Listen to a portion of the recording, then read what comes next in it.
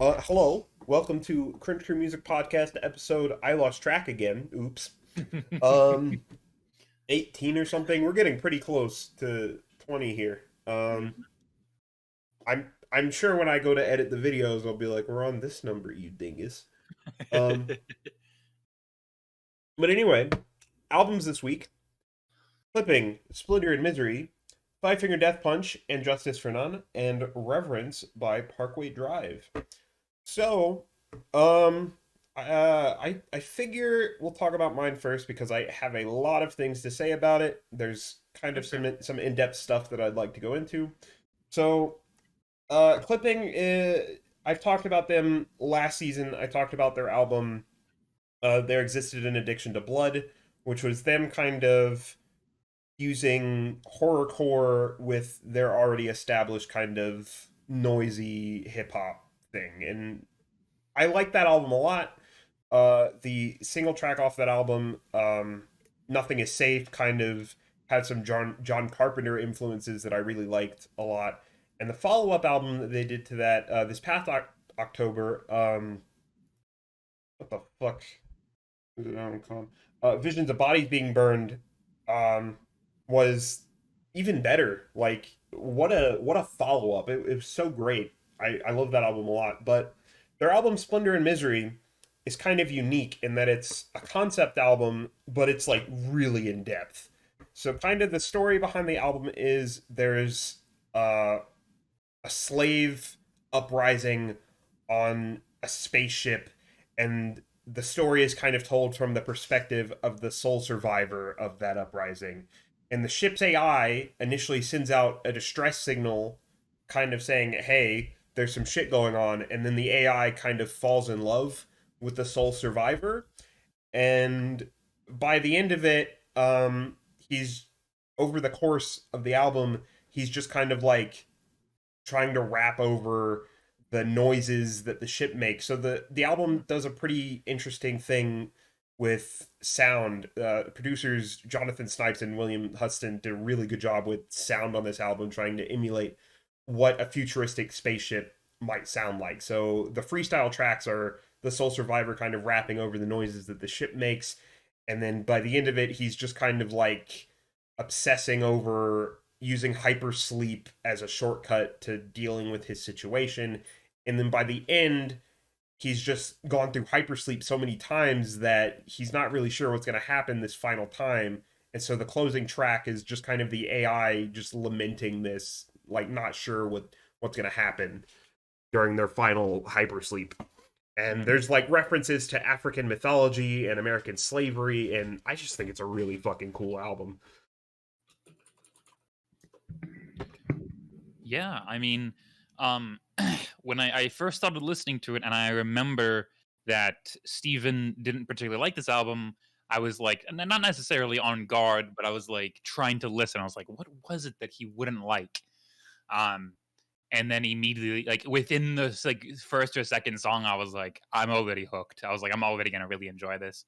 Um, I there's hate it. We know you do. there's something about the individual who's actually rapping. There's something about his voice that I find like enamoring for some reason. Yeah. Like I swear to God, I've heard it before. You But I have so the rapper for Clipping is David Diggs. He was in the musical Hamilton.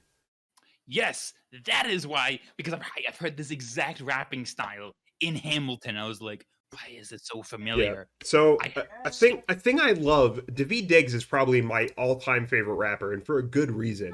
It's for what yeah. he does with Clipping. He is so good at like not only uh his rhymes and his lyrics, but how he's able to just coherently structure a story together with most of Yeah. his songs. So a few highlights of where he does this the best.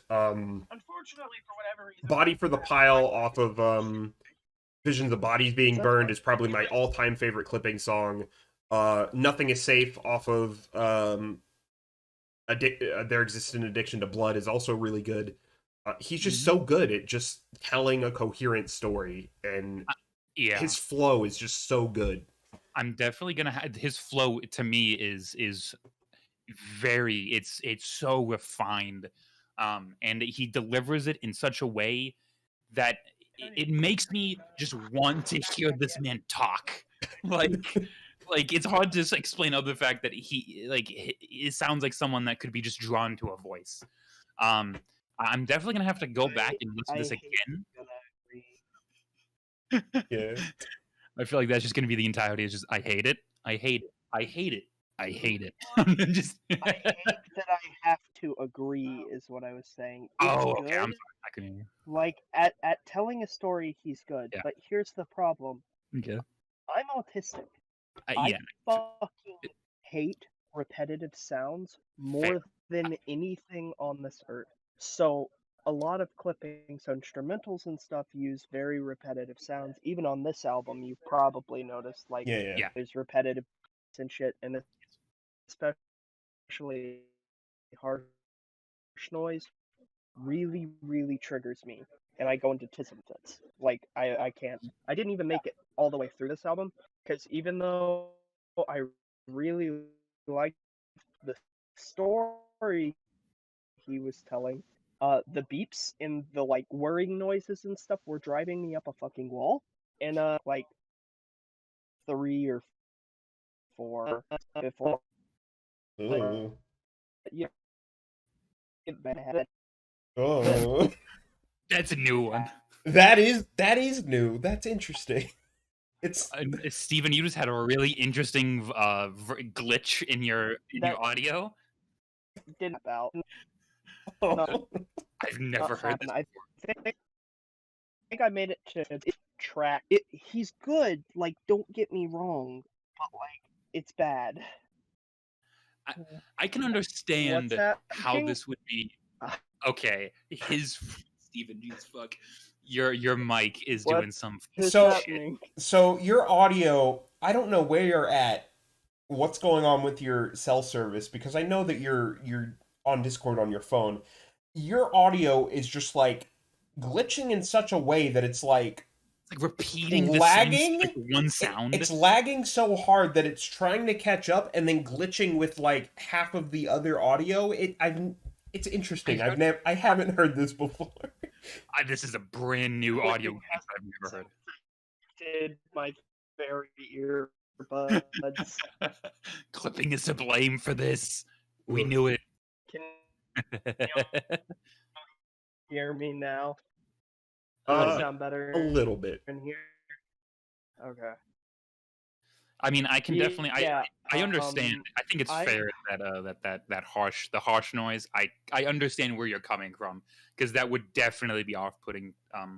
If that causes such distress, I can understand. Like my first introduction to clipping, just so you understand like where I'm coming from, was the song where he raps over an alarm. Oh yeah, Mm. that's another good one. I get why you don't like that though. His lyrics are really good and they're fluid and they flow into one another.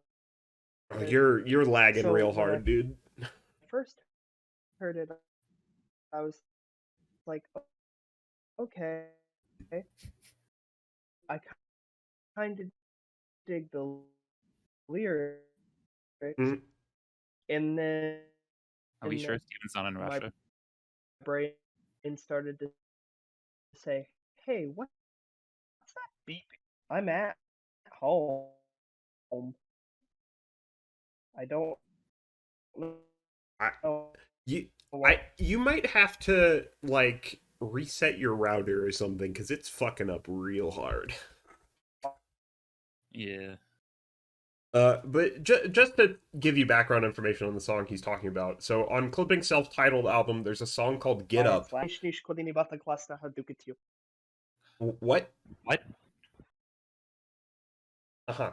Anyway, there's a song on their self-titled album called "Get Up" where the sole instrumental is an alarm clock. Okay? And then over the course of the song, the alarm clock begins to harmonize with itself. And this man just raps over this alarm clock in such a way that is the most impressive thing I've ever fucking heard, to say the least. Um, but yeah, I totally 100% get why you don't like that. Yeah, fair. That might get a little annoying. But anyway, I'm just gonna read through the Genius page, the summary Yeah. here of the album. So, like I mentioned, the album is an Afrofuturist dystopian concept album that follows the sole survivor of a slave uprising on an interstellar cargo ship, the onboard computer that falls in love with him. Thinking he's alone and lost in space, the character discovers music in the ship's shuddering hull and chirping instrument panels. Producers William and Jonathan's tracks draw an imaginary sonic map of the ship's decks, hallways, and quarters, while David's lyrics ride the rhythms produced by its engines and machinery. In a reversal of H.P. Lovecraft's concept of cosmic insignificance, the character finds relief in learning that humanity is of no consequence to the vast, uncaring universe. It turns out pulling the rug out from under anthropocentrism is only horrifying to those who thought they were the center of everything to begin with. Ultimately, the character decides to pilot his ship into the unknown and possibly into oblivion instead of continuing on to worlds whose systems of governance and economy have violently oppressed him.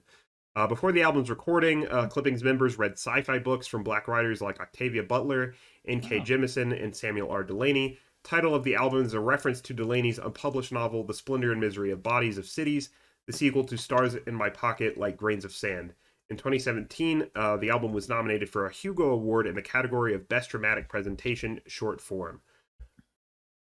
So yeah, I forget what song it is, but there's like some really like obscure sci-fi references. So going back to those books that they read during the creation of the album, which I think is neato. Okay. So, do I like this album? Oh, No. Do I like the artist and his style and flow? Yes, I do quite a bit.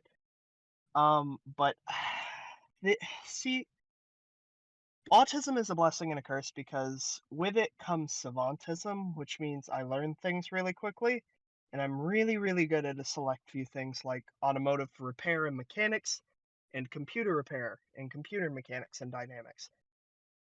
But noises?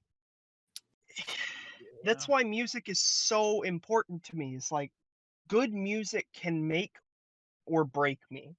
Like heavy guitar and vocals like what's on Reverence, I love, but like harsh noise and beats like clipping stuff drive me up a fucking wall. Yeah, I can And Yeah. understand. it's not because he's a bad artist. By no means is he a bad artist. He's very good and very talented. I just can't fucking stand it. Yeah, I can understand that. Yeah, but I guess on one hand, it's interesting having you on this podcast because we can talk about like normal music all the time that doesn't really bother you so much, but it's interesting in this situation where you have these specific noises that affect you in this way, and so it's interesting getting your specific perspective on this, and I Yeah. appreciate that. Yeah. Because by no means is he bad. Like I've said multiple times on the show, he's very musically talented. His lyrics are impressive. His flow is good. Like he's very good at what he does. But it's just the grating repetitiveness of it, like, drives me up a wall. Yeah. It's almost to the level of misophonia, which, if you don't know, is sort of it basically does the same thing to the human body, where the body shuts down if repetitive or annoying sounds are repeated. But it's not to that level because I don't go full fetal. Mm. But it's absolutely like grating to me. Yeah. Yeah. Um, but since we talked about clipping this episode, that allows me to mention a thing that they did a while back that I completely forgot to mention a couple episodes ago. So they did a live show on YouTube a while back where they played mostly songs off of their new album, but also some older ones here.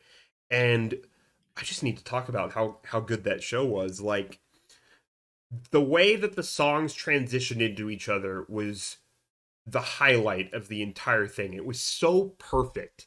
Like the way they transitioned, it was just so good. So the way the show starts, the camera is just pointing at an alarm clock, and then the alarm goes off and it immediately hops into Get Up, which then transitions into Nothing is Safe, and the transitions were just so fucking good. I'm gonna link this in the VOD video, and I'm gonna post it in the podcast chat, because if you're at all interested in this in the slightest, please watch it. It is so fucking good. I can't say enough good things about this. It's great. But I guess that's enough about clipping. We'll move on to whoever would like to go next. I would like to talk about a good album. Um, Okay. so So not I'm mine. I'm I'm gonna talk Going about ahead. mine.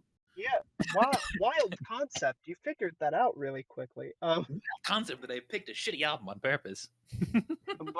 So I really liked this album. I actually found this on accident. It was in my Amazon Prime recommended music, so I just clicked on it to listen to it because I liked the album art. And it's really good. Like, it has no business being as good as it is because it's a metalcore album, but I like it a lot. Like, Chronos and The Void are both really good, and I like the way Cemetery Bloom leads into The Void. Like, it's just really good. Like, the album flows well, it's heavy, it's progressive, the vocals are great. I like it a lot. Yeah, I actually, I mean, being the local metalcore trash, I also liked it. Um, to be fair, I did get a couple of the main singles like blasted into my skull repeatedly because I listened to I got a free like 6 months of Sirius XM when I first got like my old car, and they played what is it called? The Void. They played The Void like Yeah. every 5 minutes, and I'm like, I like this song, I really do, but please play something fucking else. Um, I genuinely enjoy it. But I'm also one of the people that if you give me any metalcore, I'll probably find some way to enjoy it. So yeah. All right. Well, my thoughts on the album are the audio from this video. The audio from this video. Oh, you're playing the. If you listen to the video in the podcast, Steven, Is he trashing me? in the other go to the podcast of text chat.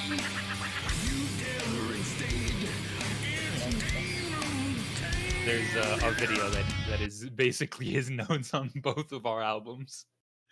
That's what I think. But real talk though, as far as like metalcore goes, serious thoughts that aren't a fucking meme. I've heard of Parkway Drive before, I think, but I hadn't heard anything by them, and this is metalcore, all right. Yeah.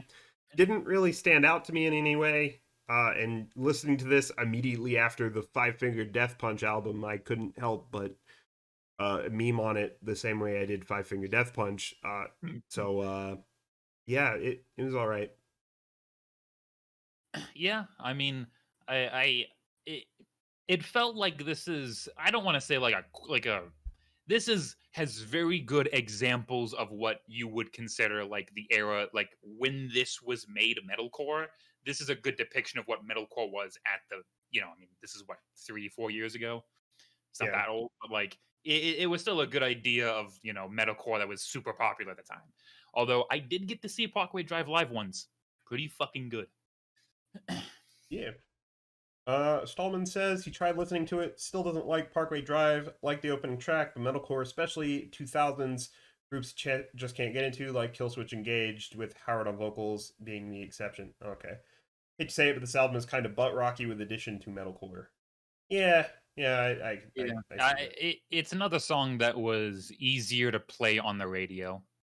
Like I said, Sirius XM was able to play The Void until I literally wanted to blow my brains out. So, and I really liked The Void too, but Yeah. Oh, Rip Steven. Steven was so upset that we shit on his Steven, album no. that he died. Oh wait, never mind. He came back. Has God forgiven me of my sins? Yes, Yes. you're forgiven, my child. Oh wow, God, I love you. I literally shoved your book up my asshole when I was like 13. Oh, actually, No, not actually. I hope not. Look, man, I was just way into Christianity at the time, okay? Fair. Okay, Oh, Jesus. but anyway, So, that leaves I guess that leaves the Five Finger Death Punch album. Mm-hmm. This album is trash. I literally got into the first song and was like, why did I do this? I remember that it was in, Blue on Black. How do you do that? It's a country song. I specifically picked this album just to get it back at Steven for picking that fucking Bob Dylan thing, and I was questioning if it was worth it because this is just bland.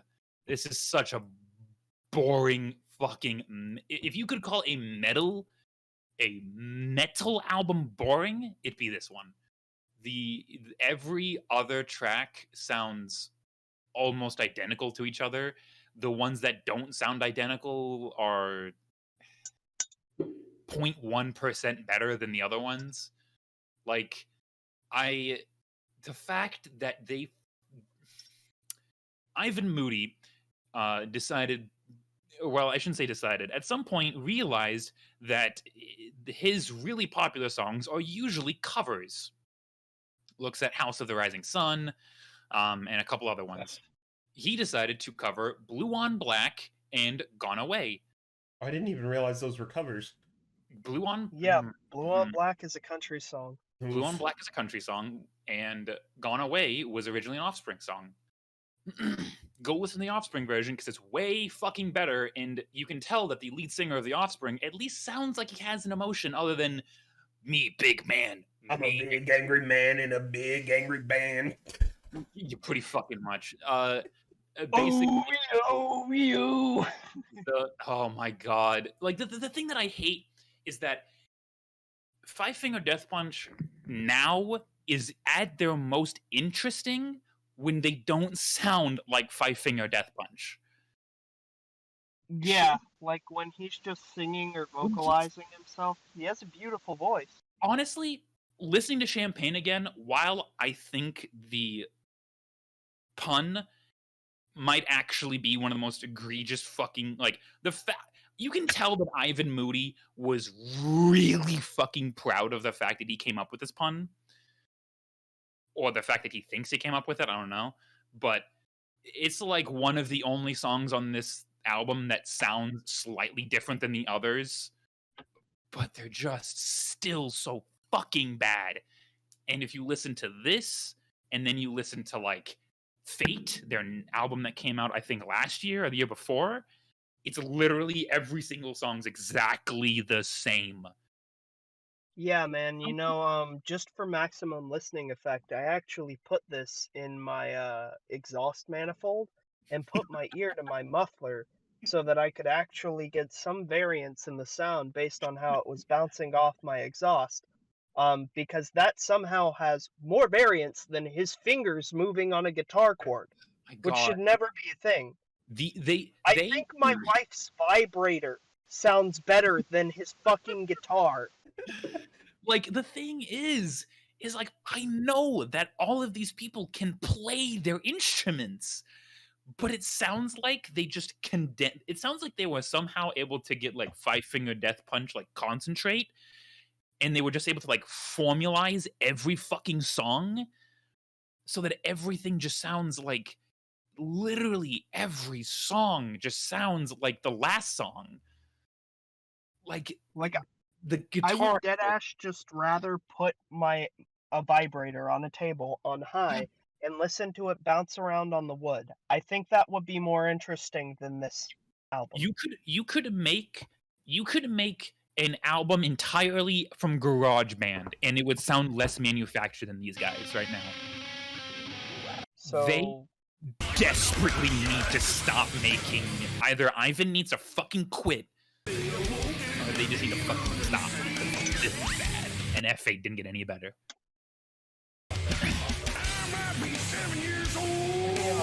Why don't we just I mean, one of them is, well, one of the former members is, Psychosexual's devil daddy, so, fair game, yeah. I really hate that. I know. Yeah. This is like pure Monster Energy drink concentrate in audio form. It's tries so hard to just be edgy, and it's just really generic and not good. I'm angry. Guitar. Yeah. Yeah, pretty much. The dude's name ain't Kyle, surprisingly. Ugh. But anyway, that's the albums for the week, I guess. I feel like I wanted to talk about something else, but I can't remember. Oh yeah, I guess this is worth a mention. So, Massdrop has apparently released a Massdrop edition of the Sennheiser HD800 line called the 8XX, which is what? Interesting. Yeah, How much are they? let's find out. Yeah. And Mike, it's just called Drop now. Okay, God. it'll always be Massdrop to me. It'll always be Mash Drop to me because my fucking Hi-Fi Mans have Mash Drop edition on the side of it. They are $1,100. Oh, that's still pretty expensive, but definitely cheaper than $30,000. So I'll take it. The 800s aren't $30,000. What are you talking about? The 800 series are the ones with the 8 dynamic drivers, right? It's not the big giant fuck you one that comes with the marble tube amp. Okay, that is not the one I'm thinking of then. The I got 800s really are normally $1,500. Ooh, $400 off. Yeah. Wow, better run out and buy them with my big man money. But let me pull this up on screen really fast. So let's see what's different. The 8XX is based on the HD800S. Like the 800S, the 8XX is made in Germany at Sennheiser's HQ. Based on community requests, we worked with Sennheiser to tune the housing resonance to add low-end extension while we adjusted the driver dampening to create mid-range balance and reveal treble detail. Signature drop color accents. So yeah, it has their own colorway thing.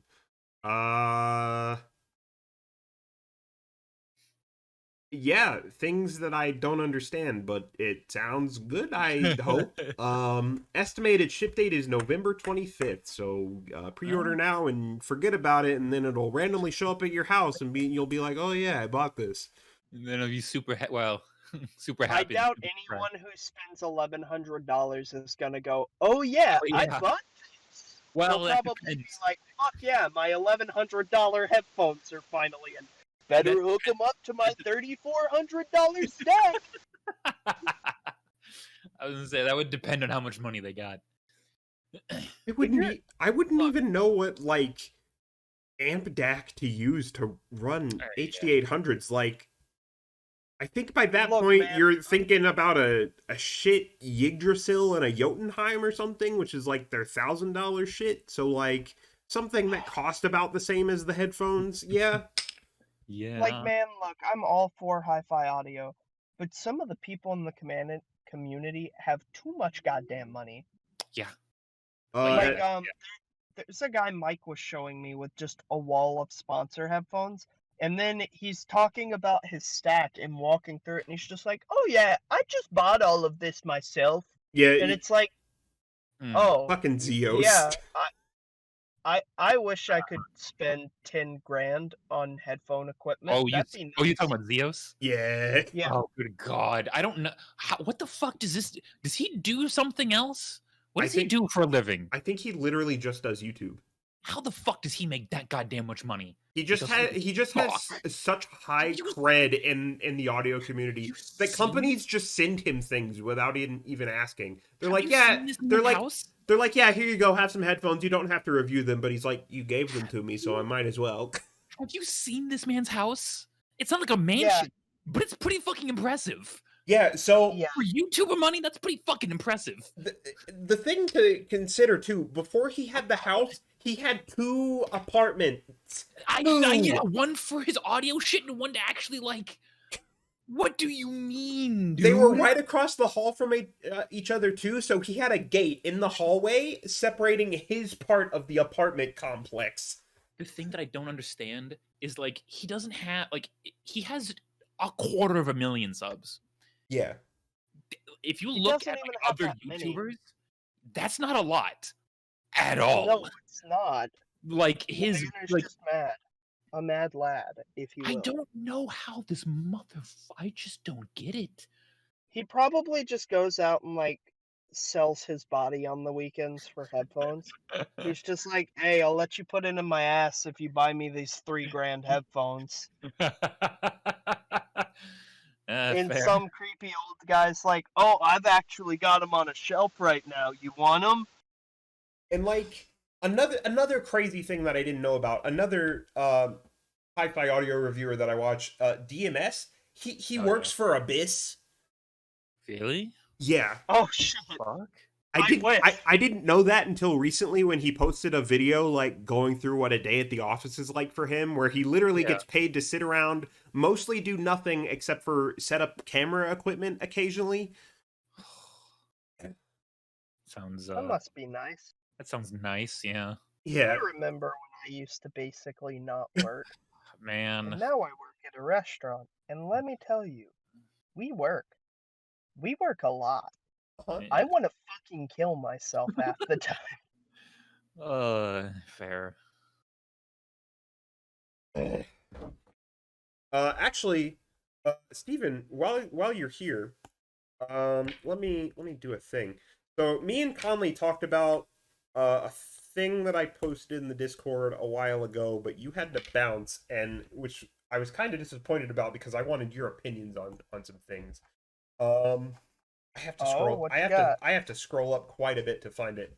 I was like, I don't even remember what you're talking about.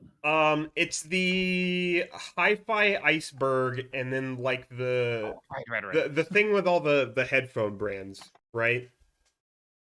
You don't have my stream up, do you?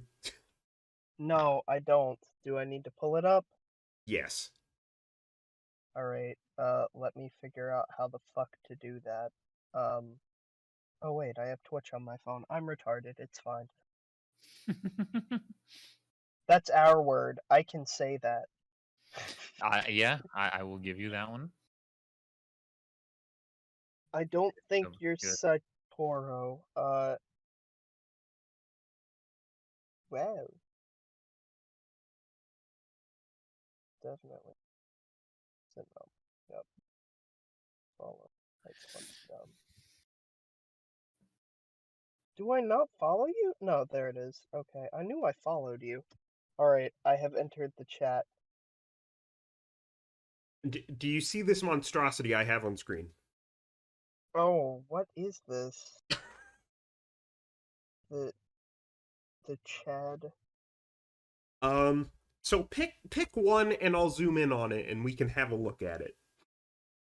Hold on, I need to figure out how to mute your stream because I'm going to fucking kill myself if I don't do it soon. Oh no, this is bad. It needs to die. Stop, I can hear myself. Don't like this! Pause this until I figure out how the fuck to mute this you just Actually, how the fuck do you do that? Do you not just turn the volume down? Oh wait, no, because that'll turn down the volume for your entire phone. Fuck. Yeah, because, you know, my computer's out of commission right now. I don't think you can mute the audio separately. Also, what's wrong with your computer? Wizard monster.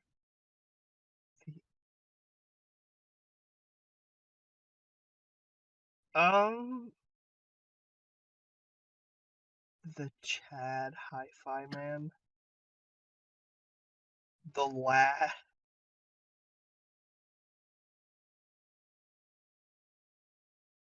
The Gid. I guess we'll do the Chad Hi-Fi Man. Okay. So, has mastered tuning open back planar magnetic headphones. Used to have build-in reliability issues, listened to the community, and mostly fixed them. Founded by the Chad Fong Bien, who has a PhD in nanotechnology, literally has hi-fi in the name. Thoughts on Hi-Fi Man? I like Hi-Fi Man. I own a pair. They're very nice. Yeah. 10 out of 10. If you don't have a lot of money and need a good pair of headphones, get a pair of Hi-Fi Mans. Generally, anything at their low end is going to sound equivalent to Sennheiser mid-ends. They're pretty good. I like them a lot. If you go with mid like I did, you'll be getting high quality headphones, like really high quality headphones. Like Mike's actually used my HE350s at the house and he loves them. They good. Like I have not I genuinely have not met a single person that did not like my HE350s, unless you tend to like a warmer sound. If if you do like a warmer sound, go with the first pair Mike have. I have a pair of them, but I can never remember Oh the yeah, name of them. the HD 518s. So a problem with the 518s that is a little worse on Steven's pair is that the pads will wear out eventually. I had them 4 years and the pads are worn to shit. They need to be replaced. The head padding is okay, but the ear pads are destroyed. Steven's pair, what ear pads? They're fucking gone. Like Yeah, the like fabric is Mike was there, like, but there's "Let me see 'em." nothing. Like I was asking Mike about pad replacements. He's like, "Yeah, that's a pretty common problem. Do you have them?" I'm like, "Yeah, they're over here. Here, I'll get them for you." And I pulled them out, and this man just went, "Oh no!" Like So like on the inside, there's cell foam, which is the same type of foam they use in your gas tank engine to keep from your gasoline from sloshing around. All of that was crumbling and just like disintegrating through the there ears was and falling nothing out. left. So like It was on my headphones, the padding, right? You can touch and it's plush and it's nice. His what fucking padding? You just had the outer bit and it was flat. And what the fuck? like when I wanted to use those headphones, I would literally have to push the like crumpled foam back into it and then fold the padding back, and I would have to do that every time. Mind you, I got those headphones for $10. So they're like a what, like a $50-$60 pair of headphones normally, Mike? 80. 80. So I mean, $10 for a pair of high fidelity headphones is not Yeah, bad. that's crazy. And I mean, I guess since they're used, okay, it's like $20 to get a new pair of pads for them. So like $30 for $80 headphones. Okay. And I mean, it's the second pair to add to my high fidelity collection, so I'm not complaining about it. It's just annoying. Yeah. But Hi-Fi Man, reliable, good, high quality, high clarity, and really good treble response. If you tend to like bassier headphones, they're not for you, but I would highly recommend them. I typically don't care for bass. If I want bass, I'll go drive around in my car. I have Yeah. like a $300 sound system in my car that fucking kicks ass. So Yeah. Um. So I guess the other thing I wanted your opinion on was this fucking iceberg that we've got here. iceberg. This shit. Hold on, I'm pulling up the stream again.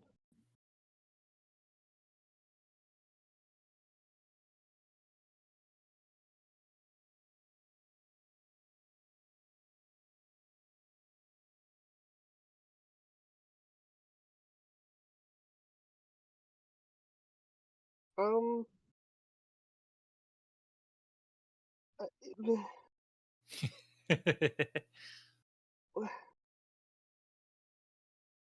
yeah, I mean, I agree with it, like, I mean, I started on. I'm trying to remember my first pair of good headphones that I really liked.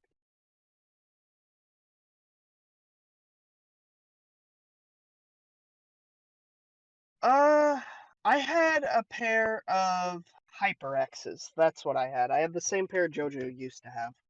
Um, and then HyperX Clouds, to be exact. Mm.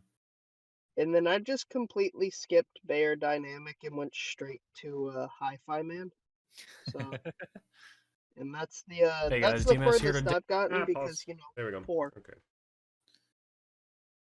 Okay. Yeah. Um. Me and Conley kind of went through this in depth. A lot of this stuff kind of in the newbie tier I didn't kind of find out about till very recently. So DMS, Zeos, the other guy whose picture is in the corner above Grado, whose name I always fucking forget. Um, I got back into kind of hi-fi stuff within the last year because it had been since high school since I really cared about that stuff because I bought my Sennheiser HD 518s and I'd been using them since I started college, and then I was noticing that the pads were falling apart, so I was like, yeah, it's time to get a new pair of headphones. So I sent my fucking uh government stimulus check on hi-fi audio equipment, and I got the HD 6XXs. I got a shit stack. I got a pair of IEMs. I bought a lot of stuff and started getting back into it, doing research on things, that kind of thing. Um, so I would say now things from newbie tier down to audiophile tier. There's a couple of things from each category that I'm aware of or know about. Granted, a lot of this is just memes and not serious in the slightest, but some of it is, I guess, kind of genuine. I get usually these icebergs are just a big giant fucking shit post, but Yeah. but some of this I'm aware of. I would say now. I'm unspeakable tier. I'm pretty sure that entire category is a shit post, like the whole fucking thing. Like buying cables for better sound. Hey guys, I need a headphone for gaming. I have $2,000 budget. Like, No, man, that's accurate. Like if you want a good gaming headset and you've got $2 grand to blow, just go get a pair of Abysses. It's fine. for gaming? Yeah, yeah, man. Yeah, sure Like, thing, you mean man. to tell me you don't just blow $2 grand on a gaming headset when you need a gaming headset? No, well. Can't say I do. Music Well, choice solely dictated by bitrate. Like, come on.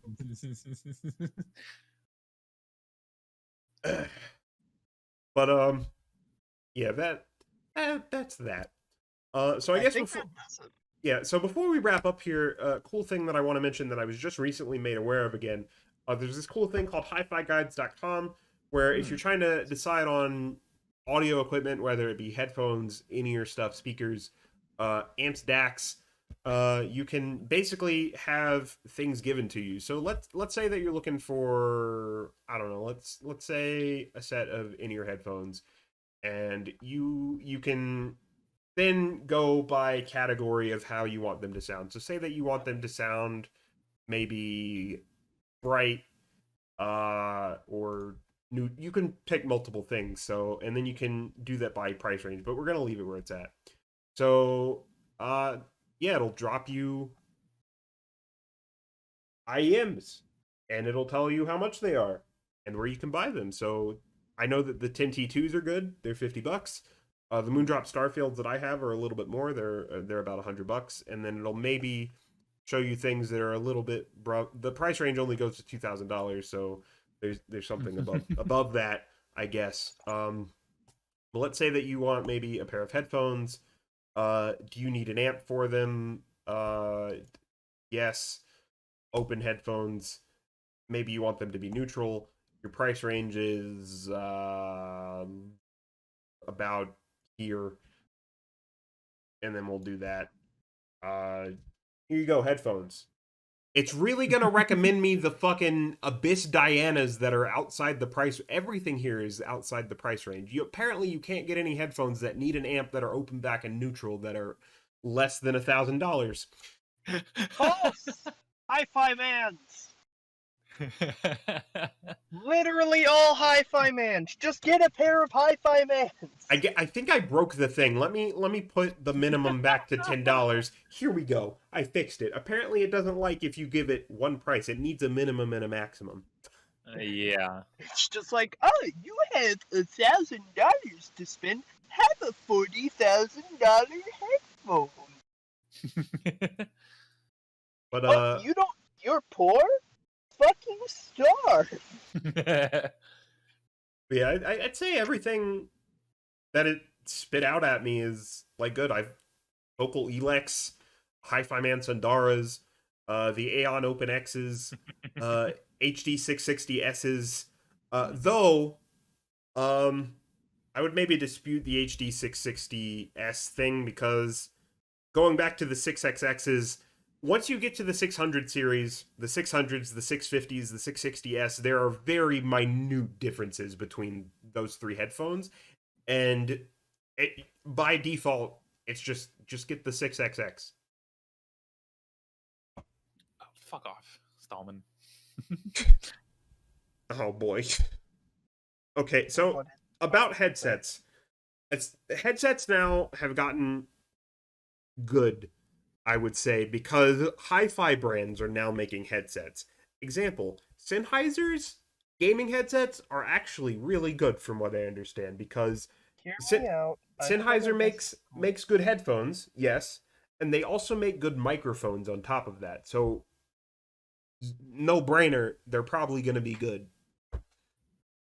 But yeah, HiFiGuides.com. If you need recommendations for audio stuff, it's a good place to go. Hear me out though. If you're gonna buy a gaming headset and you want high fidelity, don't be a fucking tard. Buy a good pair of headphones and get an Antlion magnetic mic. Yeah, that too. Just get a good pair. Just get like a pair of these and a mod mic, and that works too. They used to be the old recommendation, but now I can say that, like I said, good audio brands are now making their own headsets that are apparently decent, so that's an option too.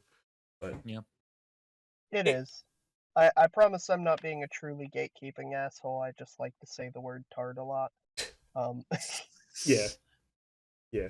But anyway, I gotta wrap up here because we're gonna be doing a thing.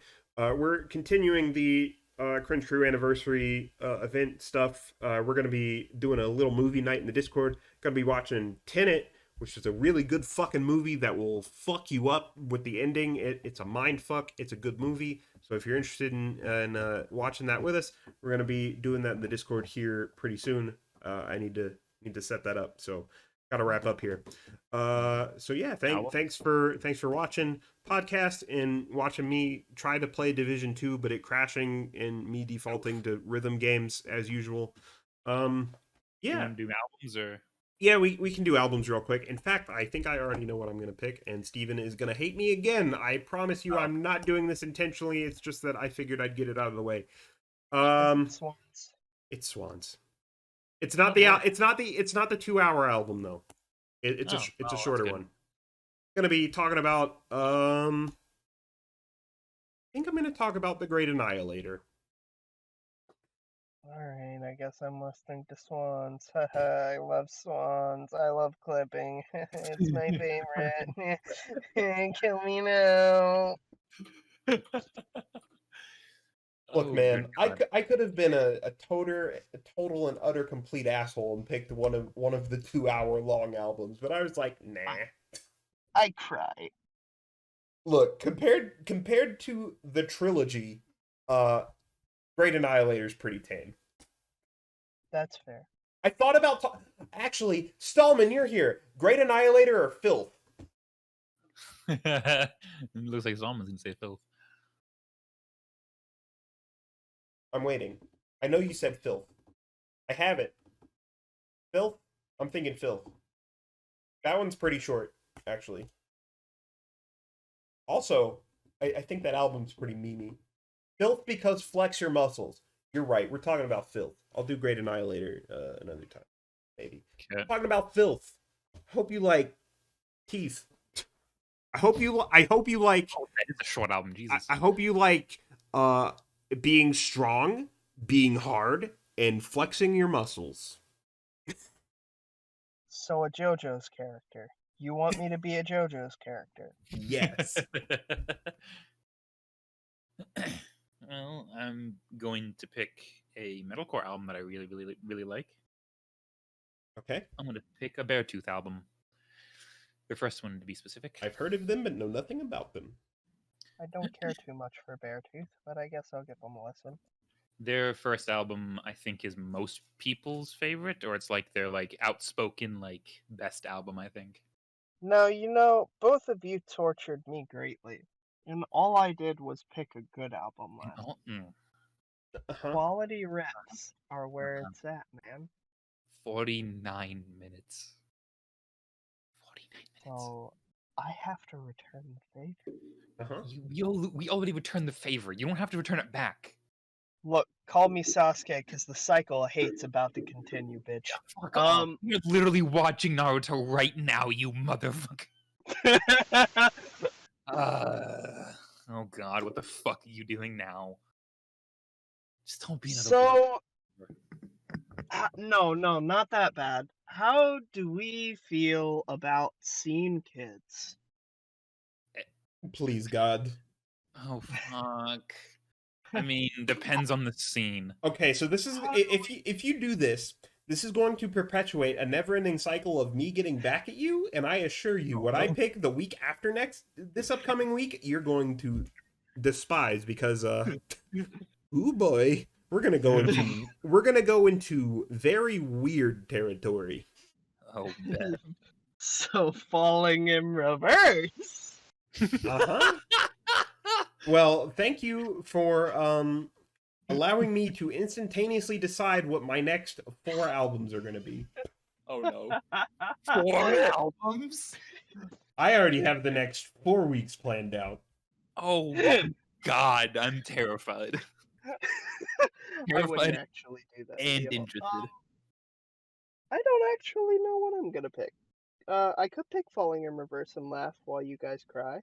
I could pick a country album. However many weeks are left until the finale. Actually, speaking of country, I went into a weird rabbit hole last night where somehow I ended up finding out about Hank Williams III and how not only does he do what his dad and his grandpa did, make country albums, this dude has made straight up doom metal and punk albums, and I don't know how to feel about that. Yo, I need to hear that. Send that to me. I've heard about him, but I haven't heard it. So I've been meaning to look into it. I am actually going to pick a country album though. This week or at some point? Yeehaw. For this week. Oh, okay. So your options are, I'm gonna give 3 artists, and I'm gonna pick one from there. So your options are Johnny Cash, Okay. Chris Stapleton, or George Strait. Huh.